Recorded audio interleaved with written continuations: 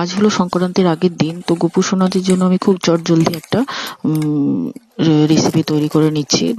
তো প্রথমে দেখো, এটাকে তৈরি করতে দেখেই মনে হচ্ছে আমি মালপোয়া তৈরি করব। সুজিটা ভিজিয়ে রাখার পর চালের গুঁড়ো, রুল ময়দা দিয়ে একটা ব্যাটার তৈরি করে নিয়েছি, এবং ওই ব্যাটারটার কিছুক্ষণ ভালো করে একটা স্মুথ করার পর তবে দুধ দিয়েছি। দুধটা দেওয়ার পরও ব্যাটারটাকে ভালো করে গুলিয়ে নিয়েছি।